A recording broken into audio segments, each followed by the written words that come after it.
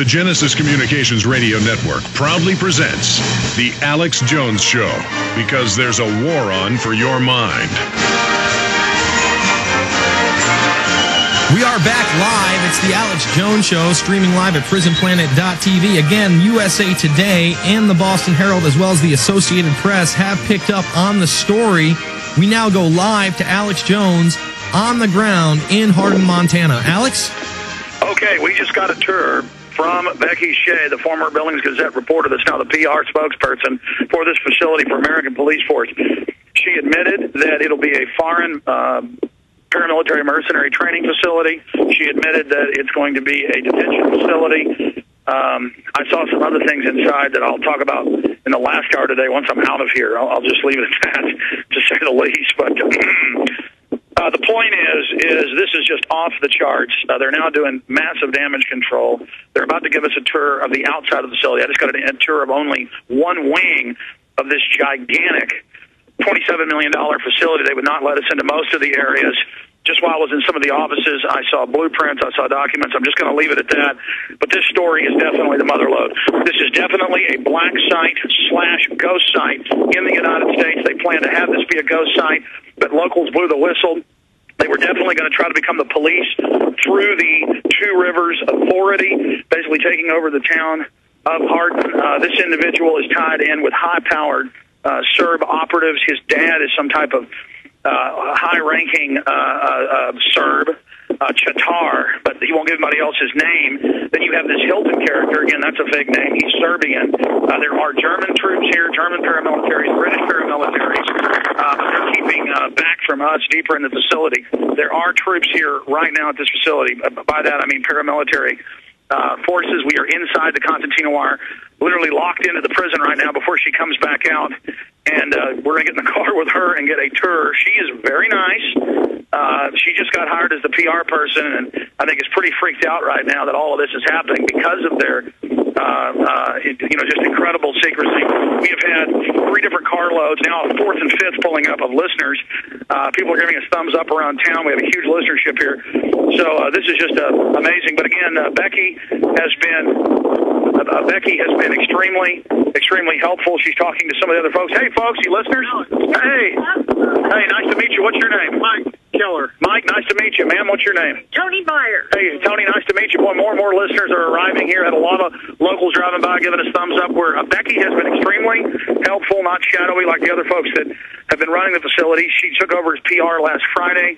She admitted that it was only disclosed to her then that he's a 14-time felon. But again, this is one of the most dangerous missions we've ever been on, ladies and gentlemen. This is definitely a black site, ghost site they were planning to go live with. I have seen incontrovertible proof while inside the facility. And as you were saying, USA Today, AP, others are picking this up. Here's the deal. I want you to go to Steve Quayle, bring him up, and then we're going to leave this phone live as all these listeners are arriving, as we get through them in her car and get a live tour. Then Jaron will be fading live to her, giving us a tour of the facility.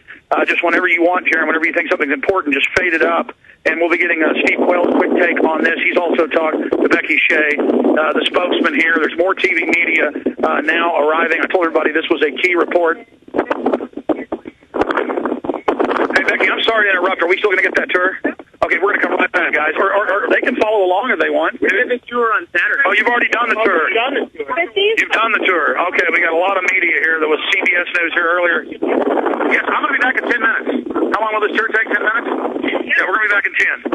Okay, Bermas, is that all letting you hear?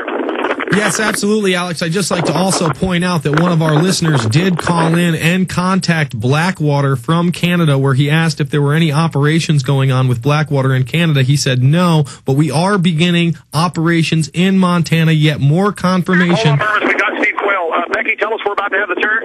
We're going to take the tour. We're going to go around the back of the facility, and I'm going to point out some landmarks to him. Okay, thank you. Let's go ahead and... Thanks for letting me visit with you today. He's very nice. Let's go ahead and bring Steve up right now. Steve, give us your take on the situation.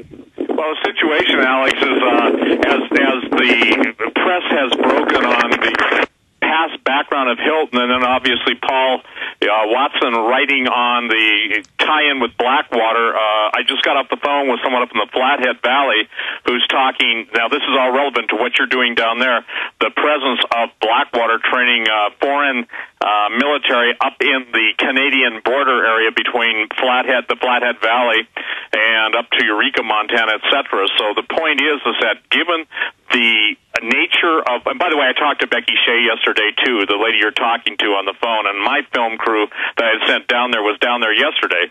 But obviously the situation that I think everyone's got to understand is you follow the money trail. It is my contention that we're seeing front men who are put out there that are willing to take the heat to hide the real ownership and the real purpose. You need to ask Becky what the 10 to 16,000 acres is going to be used for. That she's told us, Steve. She says that they are getting additional acres for an international paramilitary training facility.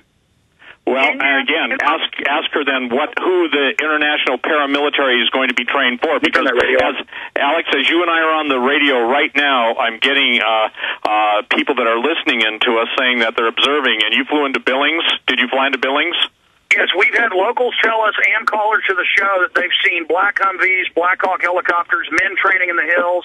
Right, and in the area that you are at, the thing that I think is really important for all the listeners is to realize that reservations have different rules and regulations, which allows a lot of foreign corporations and foreign military. Yes, it's just like Guantanamo. That's why they moved it there, because it's a no-man's land. Steve, I'm here getting a tour from Becky right now. I want to keep you I know we said we'd only have you for 20 minutes. You're very busy. I'm going to be leaving in about 10 minutes. Can you give us a full report at the bottom of the hour since we're getting the tour right now? Sure. And Alex, are you going to possibly call me off air, because I would like to get together with you. Yes, I meant to call you this morning, but things started moving so fast. We are in one of the police vehicles that had the Hardin police. You're in my company. Yes. We're in the company car that did have the decals on it saying Hardin, correct?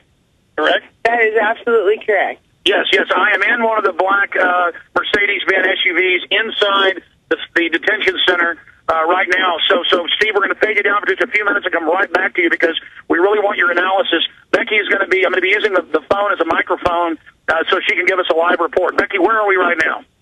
We are on the eastern side of Two Rivers Detention Facility. This is land that is owned by the Port Authority here, the city of Hardin. The facility and the land are owned by the city of Hardin. And I'm going to point out the boundaries of our land, where the boundaries are to our good neighbors, the Crow Indian Nation, and where we intend to do some construction on this property. Okay, and this facility is now where here in this big field on the back end of the Constantino wire, where here is this where they're planning to build the International Military Training Facility? No, sir, and I want to make clear to, hopefully I'm live, I want to make clear to everyone that the training facility is also for, domestic. So you listeners out there, if you got a police department, hometown group that needs some good quality training, we're going to be available to offer it to them, too. Sure, and what about Blackwater connections? We've been hearing a lot about that, and the company in several places has bragged that they have Blackwater connections. I've heard so many names that it's just absolutely phenomenal to me. We're not disclosing the name of our parent company, and that's it. We're not disclosing the name of our parent company. We stand alone. Oh, there's a parent company. Well, there is a parent company of American Police Force. There is an umbrella company. American Police Force stands alone as a corporation, and we are American Police Force. We are who we are. But if it's a secretive group owned by a secret group and it's headed by a 14-time felon, and then they were putting police decals on their vehicles the first few days, don't people have a right to be a little bit concerned about this, Becky? I think people have a right to whatever feeling they want, and I hope that, Alex, I've entrusted you and your crew. We've talked for, an hour? You were very nice. I think you're a very nice, genuine, but No, let me finish. I think we've talked for about an hour. You've got the context, and I'm trusting you to explain to your audiences that, this is my company car, and just share with them all the information I've shared with you. But Becky, there are newscasts where the locals and the people at American Police Force were saying they wanted this to be Guantanamo Bay West. That was on CNN. That was not American Police Force, and I'd ask you to go back and recheck your sources. That was Two So Rivers. they've not been requesting to have this as a facility to hold detainees? No, sir, and please, everyone listen carefully. Two Rivers Detention Facility will not hold Guantanamo Bay nor other multinational offenders. We're a minimum and medium. Why did I see documents on the wall, blueprints saying foreign alien detention facility? That's the former leasee who was here. You also saw documents on the wall that said civigenic surplus. When CEC pulled out of this facility, they left everything from letterhead to 2-year-old packages of mustard in my desk, Alex. Those people walked. Okay, we're going to skip this break, okay? Is that clear? We have time to skip the break? Genesis? Correct? Yes, sir. Are we live? Yes. Okay, we're skipping this break right now. Steve Quayle, we're going to go back to Becky here in just a moment, but I'm going to hand the phone to her, Steve, for any questions you've got for Becky, the spokesperson for American Police Force here in Hardin at the detention facility. We are on the property right now. Here is Becky. You wanted to talk to Steve Quayle, Becky. Here you are live on the radio.